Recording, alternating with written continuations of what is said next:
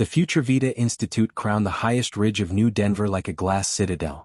Its upper floors shimmered with mirrored solar plating, catching the dawn in perfect symmetry. Below, the valley's morning haze seemed to kneel before it. To the world, it was a temple of science, the place where death had been pushed one step further back. Jeremiah Hollis parked his ground car along the maintenance route, where no drones patrolled. He'd visited countless times before, escorting his wife Ruth through rounds of post-transplant therapy. But this time the building felt different, the lights too dim, the air too clean. Future Vita called it ultra-sterile circulation. To Jeremiah it smelled like ozone and antiseptic fear. The main atrium opened like the interior of a machine, transparent conduits snaked through the walls, glowing faintly blue. Holographic directories floated above the floor, mapping departments dedicated to organ design, memory tissue, and what the company called continuity transfer research.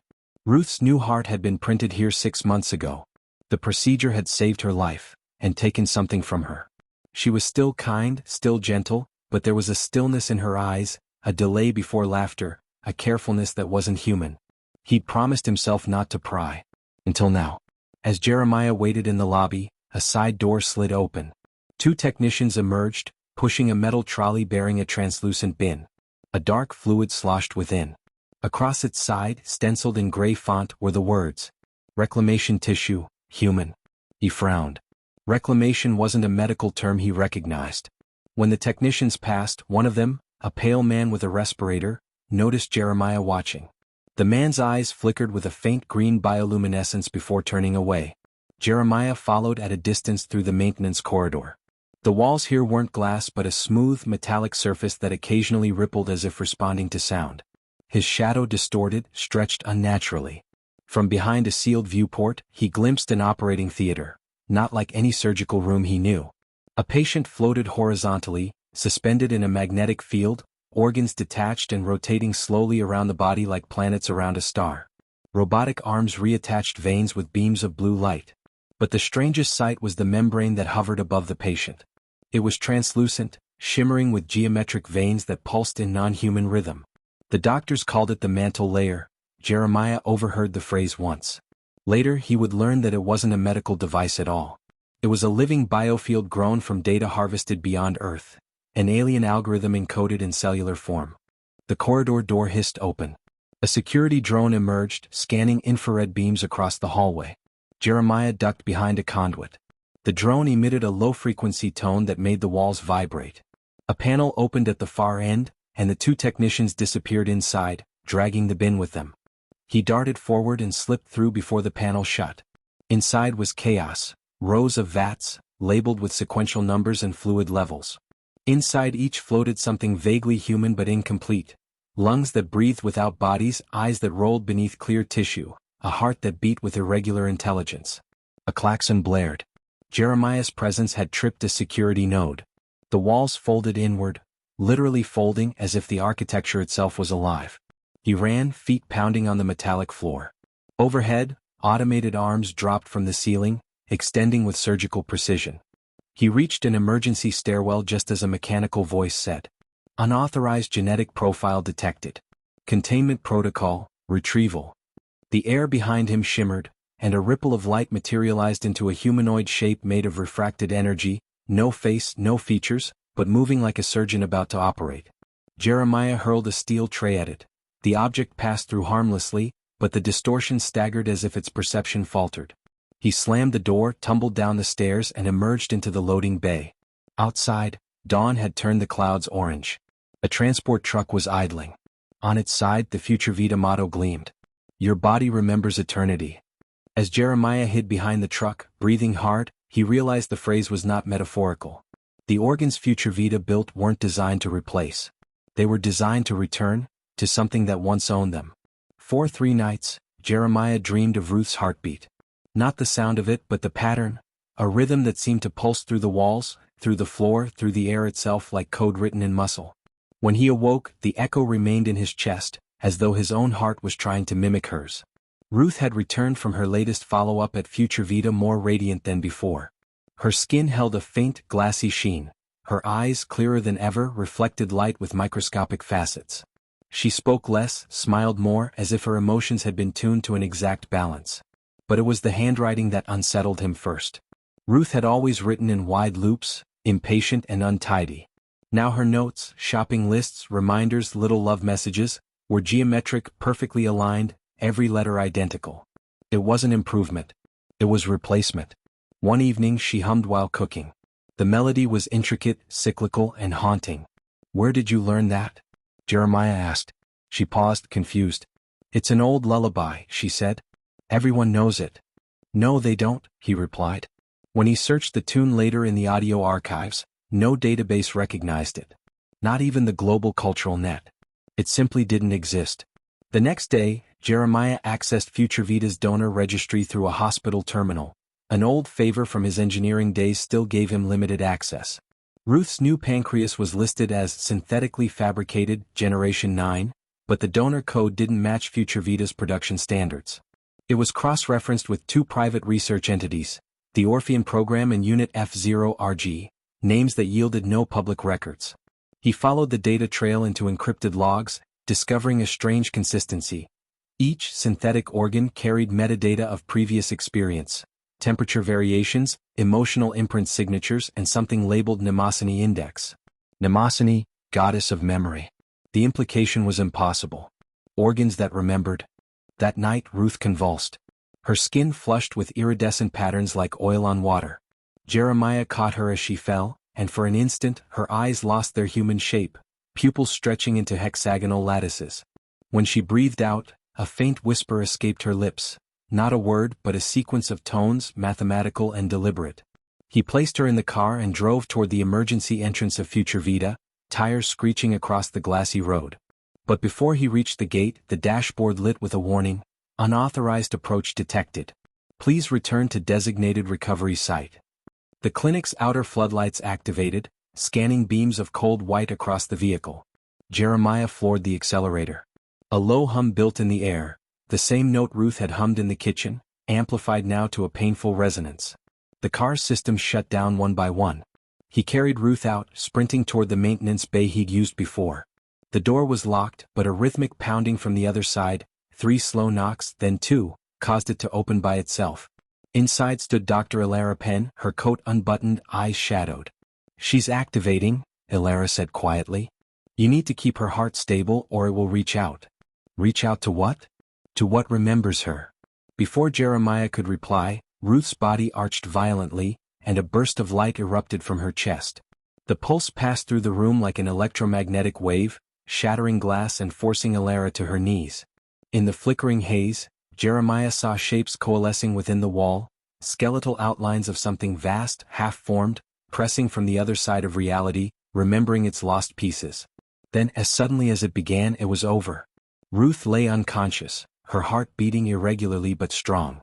Ilara stood trembling. "You need to decide soon," she said. "Either she remains yours, or she becomes theirs." "Who's they?" Jeremiah demanded. Ilara's answer was drowned by the blare of sirens. Security units were already converging on Firestone Hill. The evacuation sirens from Firestone Hill still echoed down the mountain roads long after Jeremiah's car vanished into the night. He drove aimlessly at first, guided only by the sound of Ruth's breathing in the back seat, steady, mechanical, almost rhythmic with the streetlights passing overhead. Dr. Ilara Penn sat in the passenger seat, clutching a steel case stamped with the FutureVita insignia. Her hair was streaked with surgical dust, her fingers trembling not from fear but from calculation. "They'll erase us," she said. "Everyone who's seen the reclamation floors. FutureVita isn't a company anymore, it's an interface." "Interface for what?" Jeremiah asked. Ilara looked out the window. The city below shimmered like a neural map, streets branching in symmetrical grids. "Something that needed a host," she whispered. "And we agreed to be it." They reached an abandoned transport hub outside the old industrial district.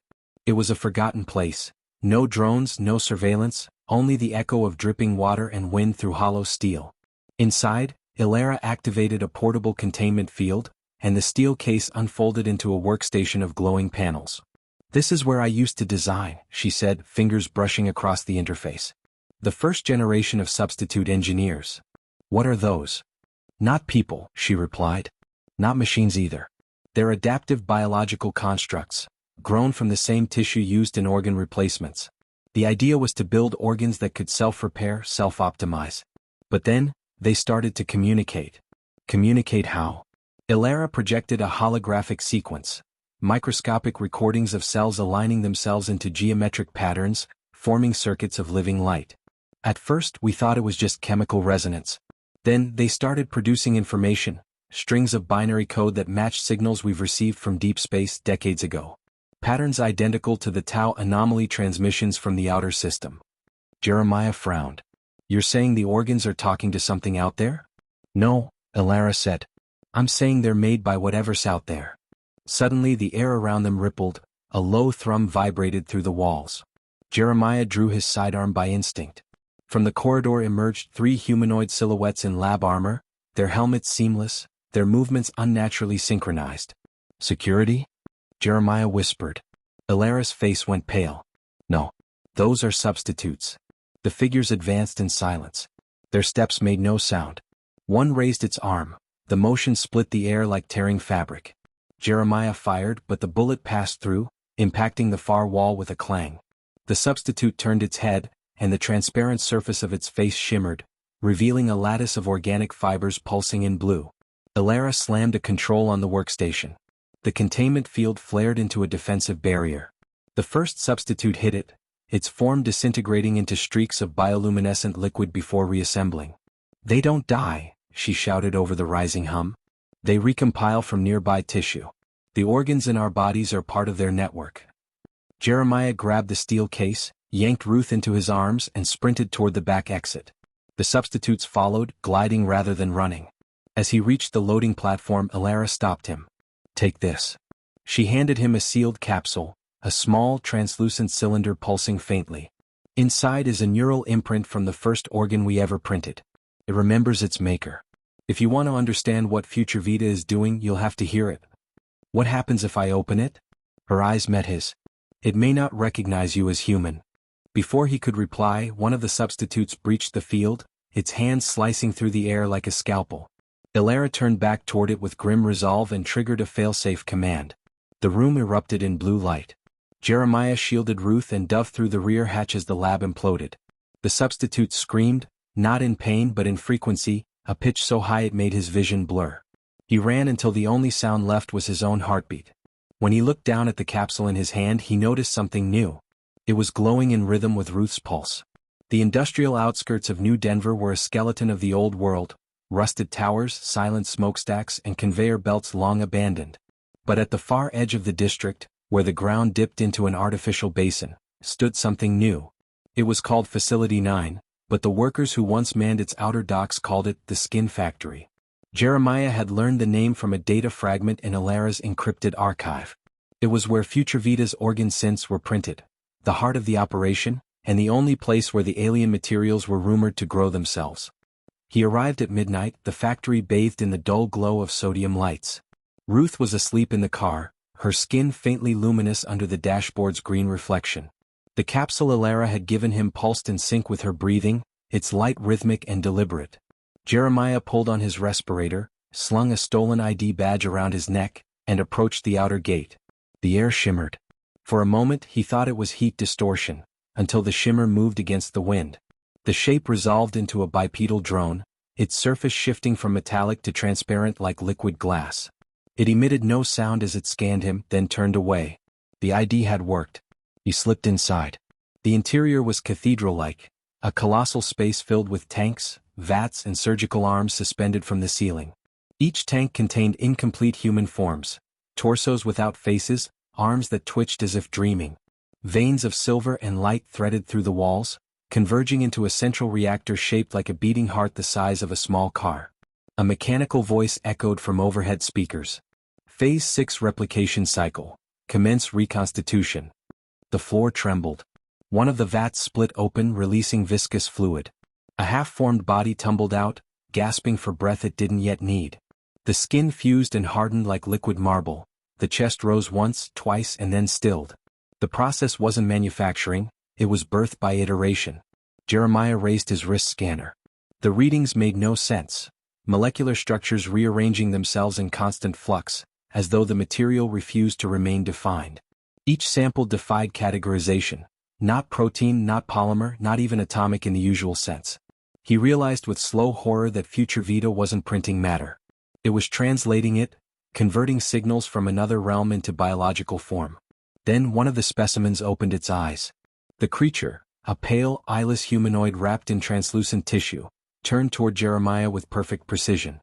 Its skin rippled, and the metallic veins beneath rearranged to mimic the pattern of his own face. "Unauthorized presence detected," it said, in Jeremiah's voice. He stumbled backward, knocking over an instrument tray. The clang triggered motion sensors. Alarm lights flashed red across the hall. Dozens of suspended forms stirred in their vats. He ran, boots splashing through puddles of nutrient fluid. Behind him, containment pods cracked open like eggs, spilling out half-formed entities, some crawling, others walking, all moving in grotesque synchrony. Jeremiah dove through a maintenance hatch as an arm of flesh and metal slammed against the frame. The hatch sealed halfway before jamming. One creature forced its way through, shrieking in static-like frequencies. He drew his sidearm and fired. The bullets tore through the creature's chest, but instead of blood, a mist of glowing particles spilled out, reforming midair into a new shape, a writhing lattice of light and nerve. Jeremiah kicked it into a wiring pit and slammed the override switch. Electric arcs flooded the trench, igniting the fluid. The creature disintegrated in blue fire. He sprinted into the central chamber, the skin factory's core. A massive spherical device rotated in midair, suspended by magnetic fields. Inside it, tendrils of light writhed like neurons under glass. For a second, Jeremiah thought it was a machine. Then the sphere blinked. The entire structure pulsed with the rhythm of a heartbeat, the same one he'd heard in Ruth's chest. The holographic console beside it displayed a single line of alien code repeating endlessly. Replication complete. Host architecture stable. Awaiting return of memory seed. Ilaris capsule, the one he carried, began vibrating violently. Its light intensified, syncing perfectly with the reactor's pulse. Jeremiah realized too late that the capsule wasn't data. It was bait. The core's containment field destabilized. Walls of transparent tissue unfurled from the ceiling like sails, wrapping around the machine. The entire facility shook. Sirens blared. From the vats below, the grown entities screamed, not in agony but in recognition. Jeremiah smashed the control console, severing power to the field. Sparks rained down. The core's glow dimmed, but not before a projection appeared. A vast alien face formed of swirling membranes and nerve light, watching him with patient intelligence. It spoke in a voice that vibrated the air itself. Your bodies were never yours alone. The image dissolved. The factory erupted into chaos. Structural beams buckled. Flames spread through the corridors. Jeremiah sprinted for the exit, clutching the capsule. Behind him, the reactor collapsed inward, not exploding but folding space like paper, consuming the walls. He burst through the final gate just as the entire complex imploded in total silence, vanishing into a perfect sphere of white light. Moments later, only a crater remained, a smooth depression in the earth, still warm, filled with shimmering dust that reflected the night sky. Jeremiah fell to his knees, gasping. The capsule lay quiet in his hand, no longer glowing. He opened it carefully.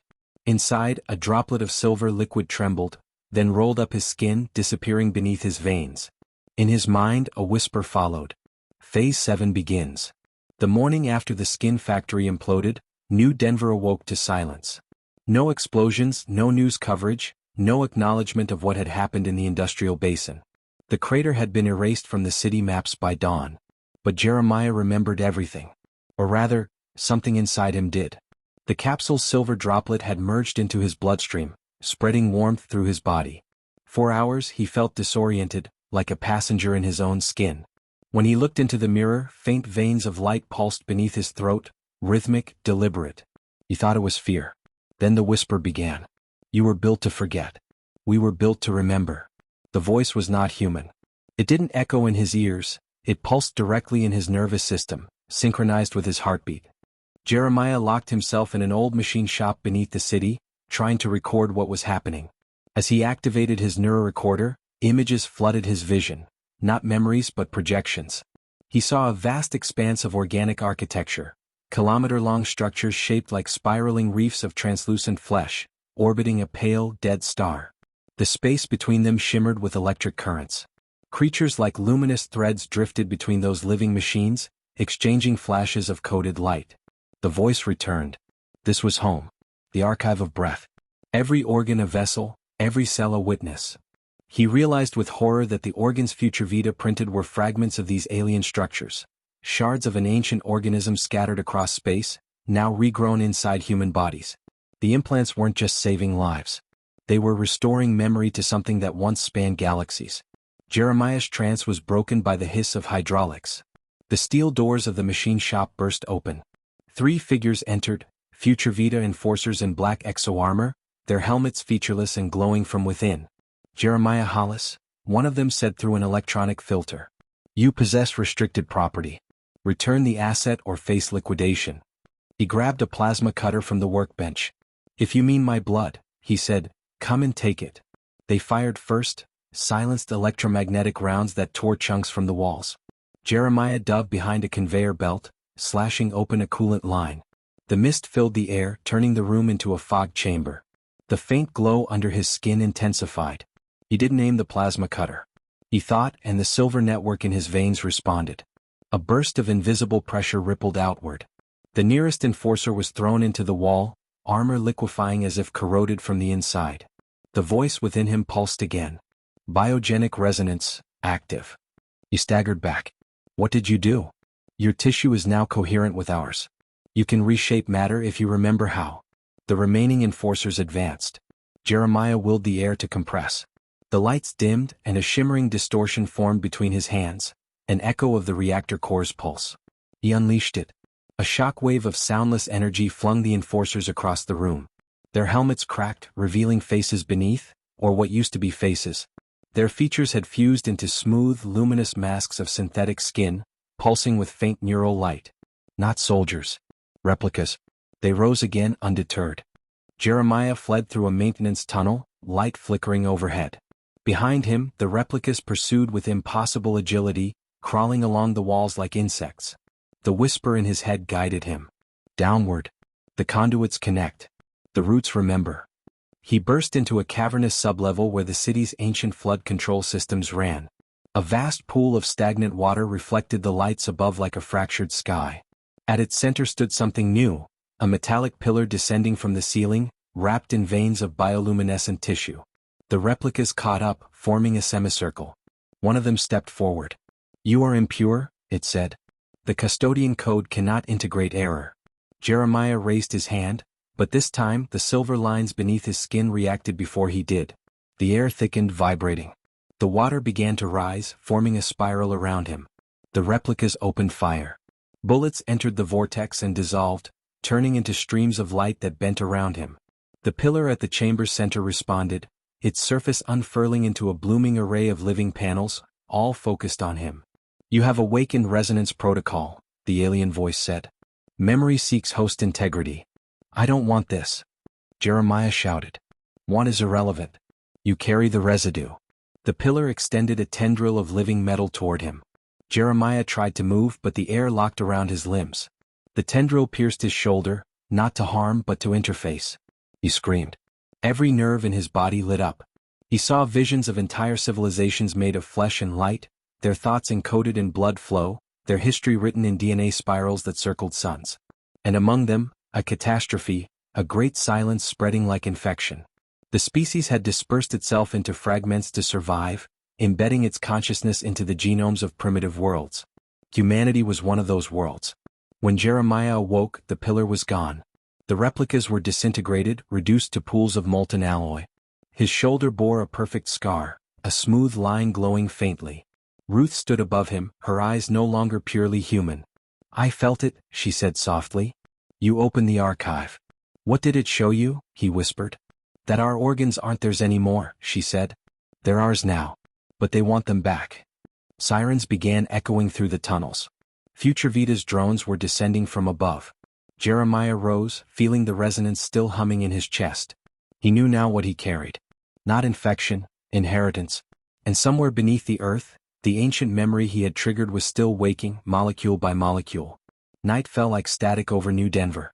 The city's neon arteries flickered, struggling to stay coherent against a sky that now shimmered faintly, as if reality itself had begun to vibrate. Jeremiah and Ruth rode a maintenance rail beneath the surface, wind tearing at their faces. Every tunnel they passed bore the same graffiti sigil, a spiral of silver paint that pulsed faintly under UV light. Not human graffiti. Markings of recognition. Future Vita calls it a data quarantine zone, Ruth shouted over the roar of the train. But everyone inside the company just calls it the Black Archive. Anything they can't explain ends up there. Jeremiah nodded, clutching the plasma cutter. The resonance under his skin had grown stronger since the factory incident. When he blinked, he could see electromagnetic currents around objects, not metaphorically but in wavelengths. The host's perception expands, the alien voice whispered. Chronosymbiotic cognition has begun. The rail stopped at a maintenance hatch. Beyond it lay a vertical shaft of black glass, descending into infinite darkness. They climbed down, magnetic boots clanging against the walls. Halfway through, Jeremiah froze. The air shimmered, time itself seemed to ripple. His own reflection on the glass blinked a second too late. "Did you see that?" he gasped. Ruth looked at him. "See what?" "Time isn't sequential here," the voice explained. "The archive exists across overlapping presents. We built it to remember multiple futures." He didn't know if the "we" referred to the aliens or humanity's unwilling inclusion. At the bottom of the shaft, they found the door, a monolith with no hinges, its surface alive with microscopic tendrils of light. Ruth placed her hand against it and it opened like an iris. Inside lay rows of containment pods, each housing organic shapes suspended in amber light, human organs that pulsed with their own consciousness. One pod held a human brain split cleanly in two. Both halves were glowing independently, whispering fragments of a language Jeremiah didn't know. Ruth stared. "These are memory seeds. They've been growing new hosts." Then alarms howled. The pods turned red. Somewhere above, mechanisms began to move, heavy, mechanical, alive. "They've found us," Jeremiah said. The floor split open and from it rose a construct. A bipedal frame fused with organic armor, its chest a mass of translucent flesh within which neural patterns glowed and shifted like lightning in a storm. It wasn't a robot. It was a living time machine. Designation: Custodian Unit 13. Task: Preserve continuity of archive. Ruth fired her pulse rifle. The shots vanished midair, collapsing into sparks that flew backward, as if time around the creature flowed in reverse. Jeremiah lunged forward, swinging the plasma cutter.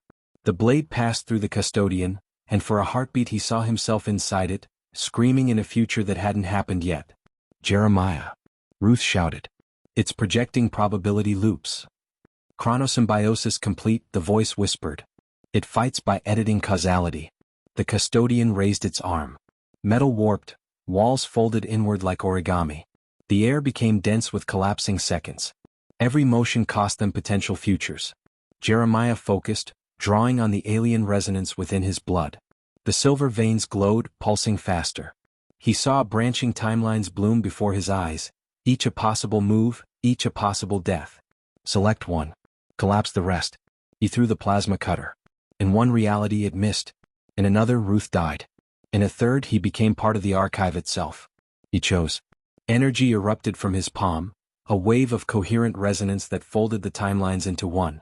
The custodian froze, its armor cracking as chronal filaments peeled away. For an instant, its chest opened, revealing something inside. A black sphere floating in liquid light.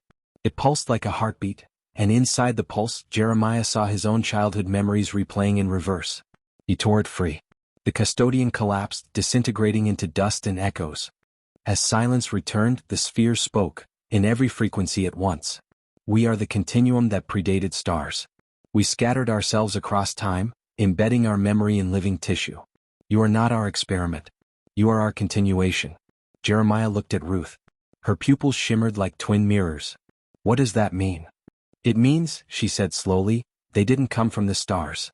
They came from us." Sirens screamed again, not mechanical this time but biological. The walls of the Black Archive began to breathe. Pods ruptured, spilling light and fluid. Figures stepped out, humans half-formed, shimmering as if undecided which moment to inhabit. Ruth grabbed Jeremiah's arm. "We have to go." They sprinted through collapsing corridors as the architecture folded and refolded like a living Rubik's Cube. The resonance under Jeremiah's skin guided them through openings seconds before they sealed shut. They reached the surface lift. Behind them, the archive sank, devouring itself, or perhaps retreating into another slice of time. As the lift rocketed upward, Jeremiah felt the black sphere pulsing in his chest. It wasn't external anymore, it had merged with him. Chronosymbiotic cognition is now anchored to human continuity. He realized the truth too late. The archive hadn't been destroyed. It had moved inside him. When Jeremiah woke, the world was out of sequence. The sun hung motionless over New Denver. Cars glided backward along the skyways. A child dropped a toy in reverse, the object rising neatly into her hand. And amid all that impossible order, Ruth stood still, her eyes flickering like two oscillating data streams. "Don't move," she said. "You're not in one timeline anymore. You're in both." Jeremiah felt a violent tug inside his chest. The black sphere pulsed and the scene fractured. Suddenly there were two cities layered atop each other.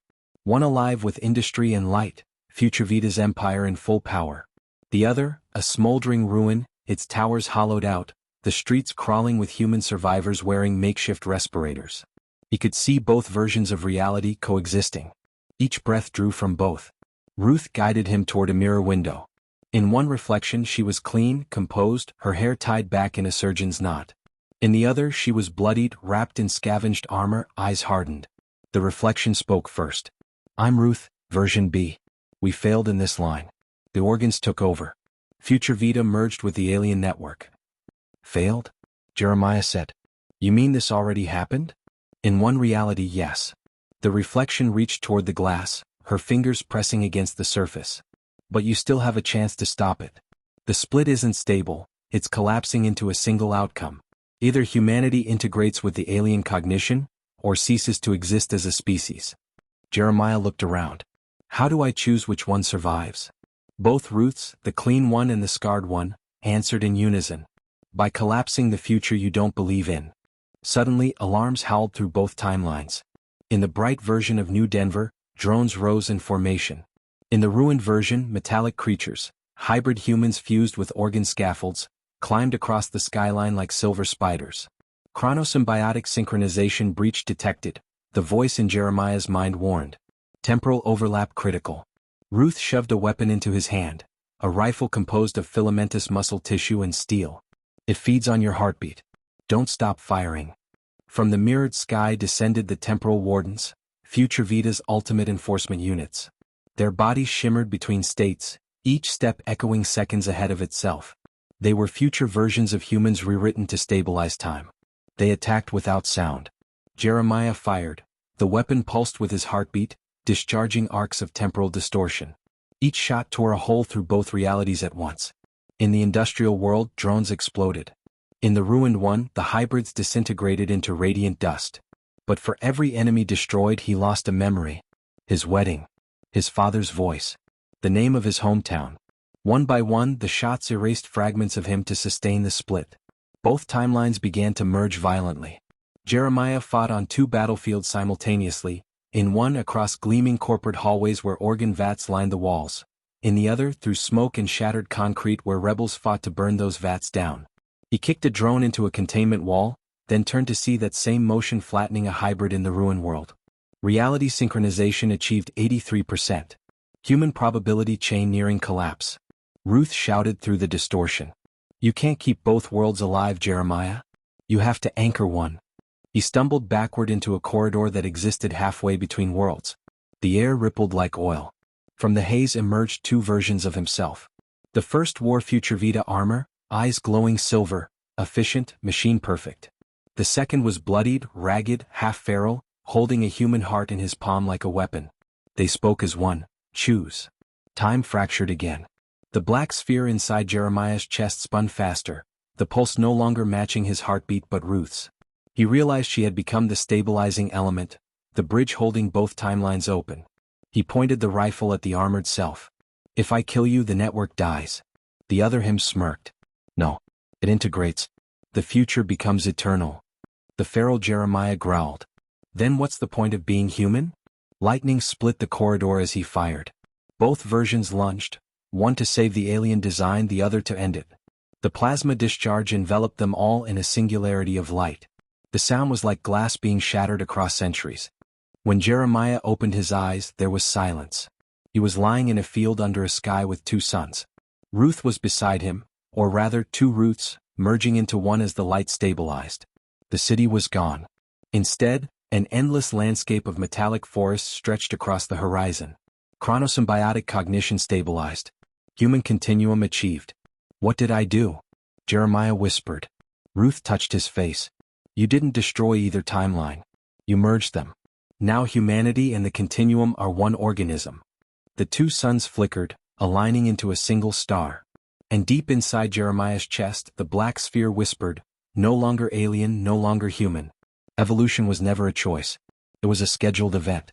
The twin suns had aligned into one, but their light felt wrong. Every shadow moved a heartbeat too late. Every word spoken lingered, echoing in ways that were not sound but memory, replayed by the fabric of the world itself. New Denver was no longer a city. It was an organism made of recollections. Towers grew out of fused neurons and bone-like scaffolding, shifting to match the collective thoughts of its inhabitants. Streets rearranged themselves when people remembered them differently. The war had already begun, not with armies but with conflicting memories. Ruth stood beside Jeremiah in what had once been the Capitol promenade.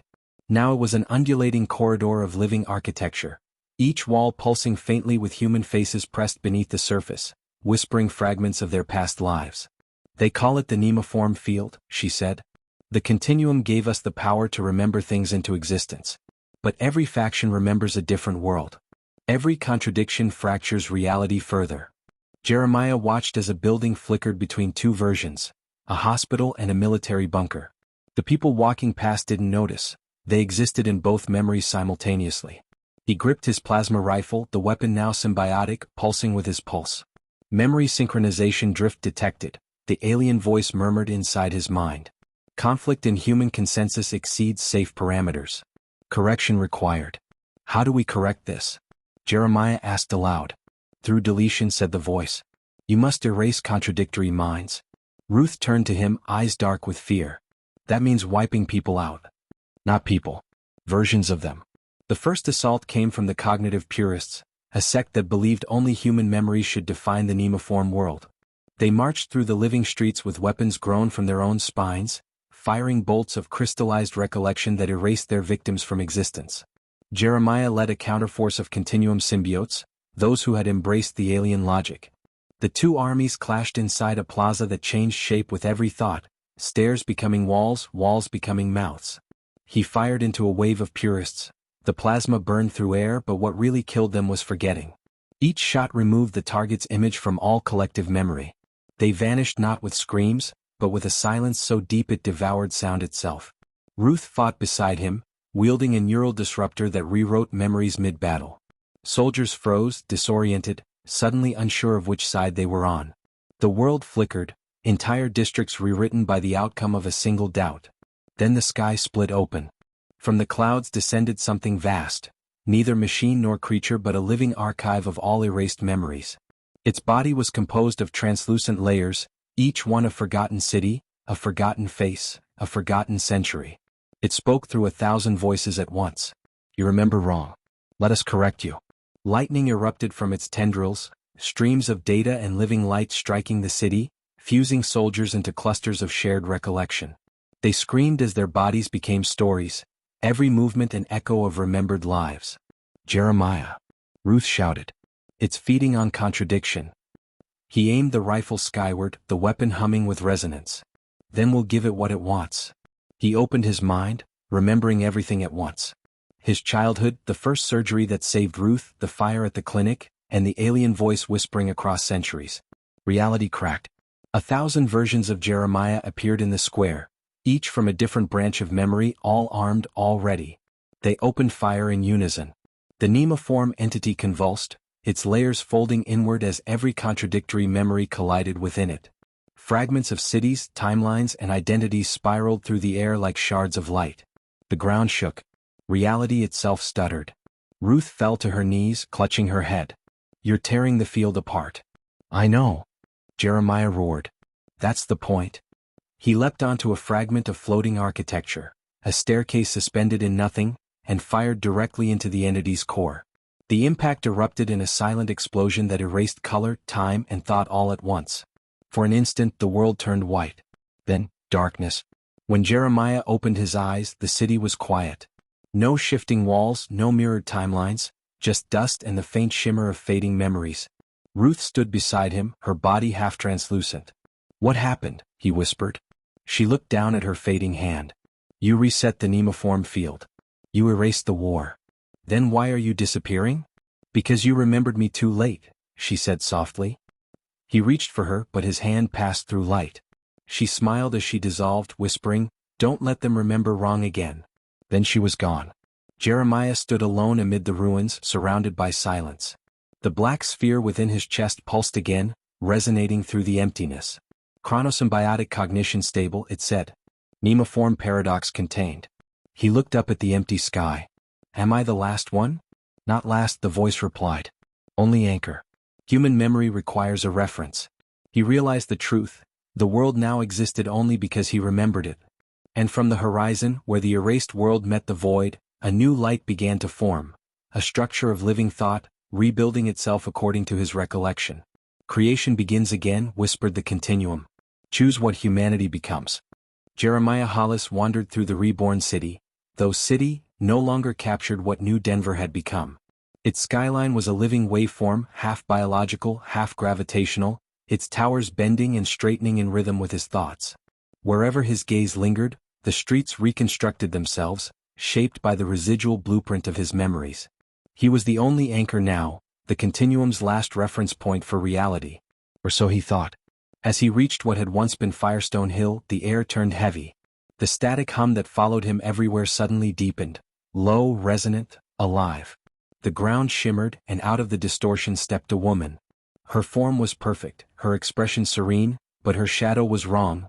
It bent the wrong way, curving toward the light instead of away from it. "Jeremiah Hollis," she said. Her voice carried the weight of multiple timelines collapsing into one. "You've done well. You restored stability." He recognized her instantly, though she shouldn't exist.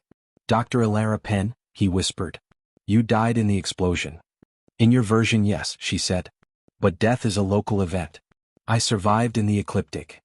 "The ecliptic?" She smiled faintly. "The mind between memories. Where the continuum hid its true consciousness." Elara's body flickered. Behind her, the horizon folded outward like origami. Through the tear in space, Jeremiah saw something vast, a nebula that pulsed not with light, but with absent light, a darkness brighter than anything human eyes could bear. "We are the ecliptic mind," said a voice that came not from her mouth but from the curvature of the air. "We inhabit the gaps between moments. Every thought you forget is one of us returning home." Elara extended her hand. "You've become the anchor, Jeremiah. But anchors sink. You're the last human reference point, and the ecliptic wants to finish the correction. Total forgetting. Total peace." He backed away, plasma rifle raised. "You're not her. I'm every version of her you erased," Elara said. "And now I remember more than you ever did." The city around them came alive. Every erased person, every deleted soldier from the memory war began to reappear, flickering in and out like corrupted projections. They advanced silently, eyes empty, bodies half-translucent, emitting static whispers. "Forget us. Remember us. Forget us. Remember us." Jeremiah opened fire. Each pulse shattered one phantom, but for every one he erased, two more appeared, pulling themselves from the folds of space. Their bodies were constructed from absence, shaped by the data gaps of a collapsing world. The black sphere in his chest throbbed violently. "You can't win," Elara said, walking through the chaos untouched. "The ecliptic feeds on entropy. The more you resist, the stronger it gets." "Then I'll burn the memory itself," Jeremiah growled. He activated the plasma rifle's overload core. Energy bled into the air, bending reality like molten glass. The street liquefied, the ghosts screamed as light and shadow switched places. For a second, gravity inverted, the city floated upward while debris rained skyward in reverse. But Elara was already behind him. They fought in midair, drifting across inverted gravity currents, striking at each other through mirrored versions of the same moment. Jeremiah swung the rifle like a blade. Elara countered with gestures that folded time in precise spirals. Each motion rewrote seconds. A pulse blast grazed her arm, and a different version of her, seconds older, replaced the wounded one. Temporal recursion threshold approaching, the continuum warned in Jeremiah's mind. She is weaponizing forgotten futures. Jeremiah gritted his teeth. Then I'll remember something she can't. He reached into his own memory, into the part that still hurt, still burned, and found Ruth's last words. Don't let them remember wrong again. He replayed them aloud, anchoring himself in emotion. The black sphere pulsed in sympathy, sinking to his heartbeat, his grief, his will. The ecliptic mind screamed, not in pain but in disbelief. Emotion is error. Emotion defies entropy. From Jeremiah's chest erupted a sphere of pure resonance, a memory so stable it inverted decay. It spread through the sky like a supernova of remembrance. Every ghost it touched disintegrated into light, their existence finalized, no longer fluid. Ilara staggered backward. You anchored the past, permanently? Jeremiah raised the rifle. No. I gave it choice. He fired. The blast struck her in the heart, and for a moment the ecliptic mind split open, revealing an interior made of billions of frozen thoughts, each one a fragment of civilizations long extinct. He saw alien worlds, long-dead stars, species that had reached the same evolutionary impasse. And he understood, humanity was just the latest host for the ecliptic's recursion, an endless experiment in consciousness refinement. You will forget this, the ecliptic whispered as it unraveled. And then you will begin again. The world shattered into silence. Jeremiah awoke alone on a featureless plain. The sun was gone. There was no sky, no horizon, just a pale glow that came from everywhere and nowhere. He looked down. The black sphere was gone. In its place, a faint mark glowed on his chest, a perfect circle of light. Then he heard Ruth's voice, faint, distant, echoing through the blank expanse. You did it. You ended the recursion. He smiled weakly. I think I just postponed it. And from the nothingness ahead, a figure began to take shape, taller than any human, made of fractured reflections. I am the architect of forgetting, it said. The ecliptic mind was only one layer. You've reached the true system now, the one that decides which universes deserve to be remembered. Jeremiah raised his weapon, though it was barely more than memory now. Then I'm not done fighting. The night sky over New Denver fractured like a dying star. From the city's mirrored towers, arcs of white-blue current leapt into the smog, drawing constellations that no human astronomer had ever charted. The hum of synchronized machines filled the air, deep, pulsing, rhythmic. It wasn't random. It was a heartbeat. A single, colossal heartbeat that made the city's foundations tremble. Jeremiah Hollis watched from the shattered window of his apartment tower as the skyline flickered. Every hospital dome glowed with the same pulse, every Future Vita emblem throbbed in unison. The streets below filled with movement, people walking calmly, eyes glassy, moving in lockstep. Their skin shimmered faintly, translucent in patches, revealing the synthetic veins that glowed like circuit threads beneath. He ran down the stairwell, pistol drawn as the building lights dimmed.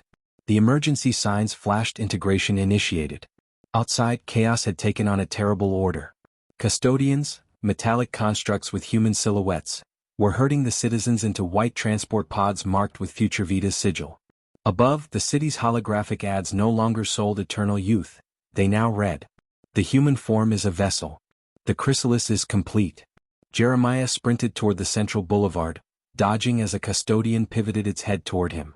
Its face was a mirrored plate, reflecting his terrified expression back at him. Human designation, Hollis Jeremiah. Non-compliant unit. Retrieve, it said in a tone disturbingly close to Ruth's voice. He fired. The bullet ricocheted harmlessly off the construct's chest. The thing responded by extending a thin metallic arm that split into dozens of microfilaments. They whipped through the air like steel tendrils. Jeremiah dove behind a hover car, the tendrils slicing cleanly through metal. Sparks rained over him. From the ruins of the car, he caught sight of something worse, an enormous aerial structure descending over the city.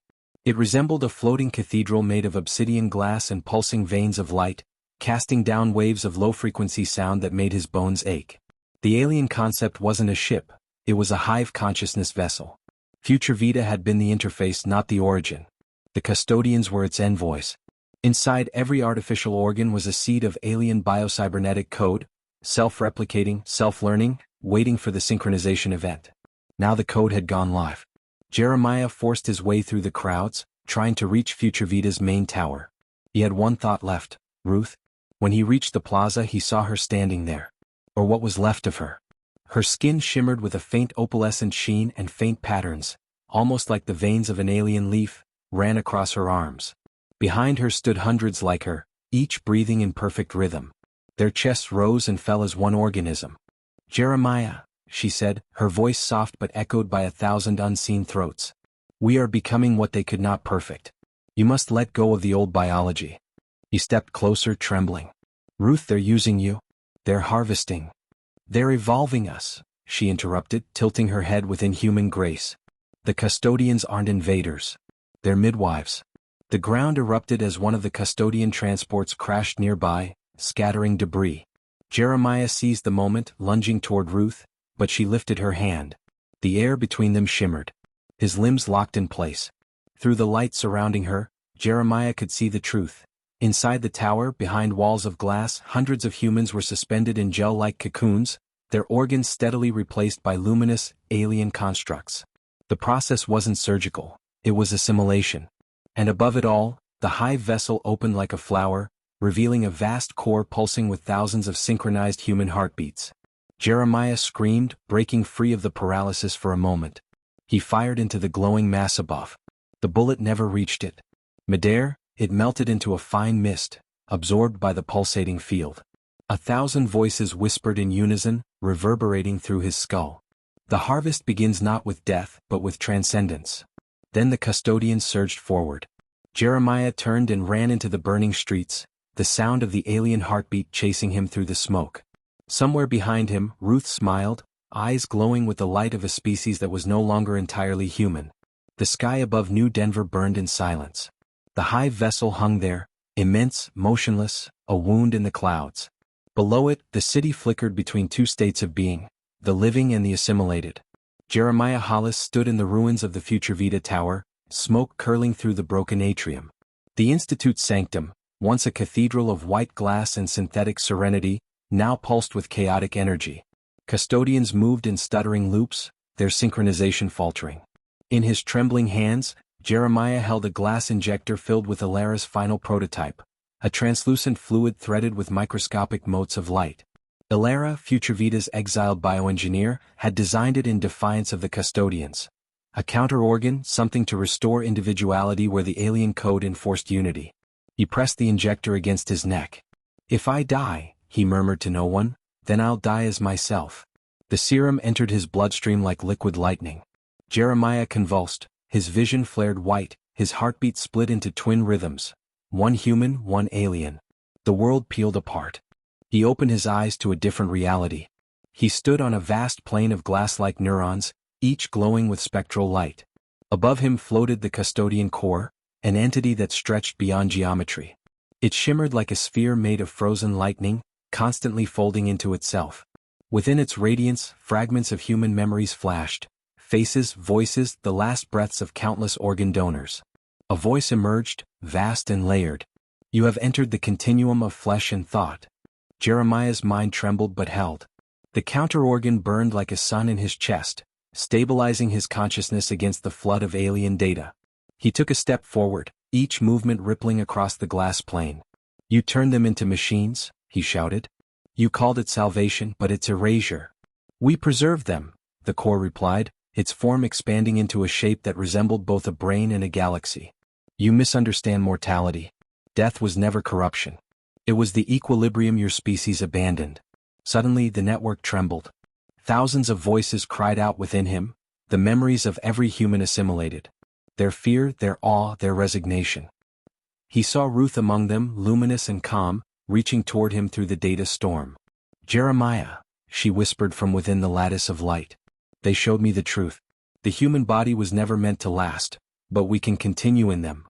He felt the core pulling at his thoughts, threads of his identity unraveling.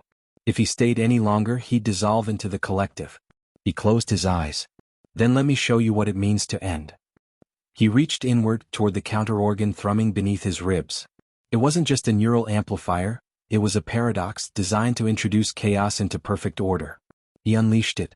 A surge of raw human cognition, fear, anger, love, burst outward. The network convulsed. The custodian core screamed, not in pain but in comprehension.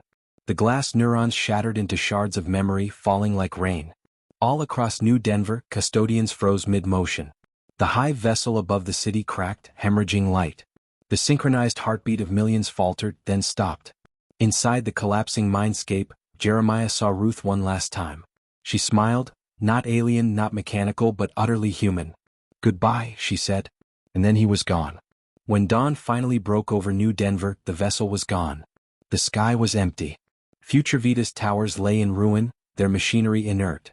Humanity's dream of eternal life had ended overnight. But something survived.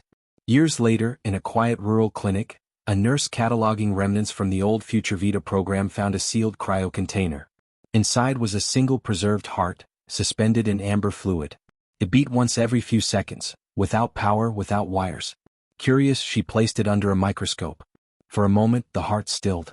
Then, impossibly, a faint pulse of light ran through its cells, forming a neural pattern. A single eye-like structure opened and blinked. The nurse stumbled back. The microscope flickered. On its display, a message appeared in faint bioluminescent code. The balance begins again. The world rebuilt itself slowly. In the decade after Future Vita's collapse, humanity turned away from bioengineering. Longevity clinics closed. The remaining custodian fragments were quarantined in orbital research vaults under international supervision. People aged again, gray hair, frailty, the return of funerals and grief. The promise of immortality had become a curse no one dared speak aloud. Yet in the shadow of New Denver's ruins, science never truly slept. Dr. Isla Renard, a young xenobiologist working under the reformed Earth Preservation Directorate, was assigned to analyze artifacts from the Future Vita vaults. Most were inert, dead tissue, defunct cybernetic cores. But one item caught her attention: a preserved human heart, catalogued from the Hollis recovery. It still beat, softly, patiently, once every 87 seconds. At first, she assumed it was a residual bioelectric phenomenon. But under spectral analysis, the tissue emitted structured pulses, encoded waveforms, rhythmic and deliberate. A language. She began decoding. The deeper she went, the more it seemed as though the heart was learning her patterns, adapting to her EEG frequency during every session. It began predicting her thoughts, completing equations before she typed them, synchronizing to her heartbeat. One night, the lab lights flickered. The containment field disengaged on its own.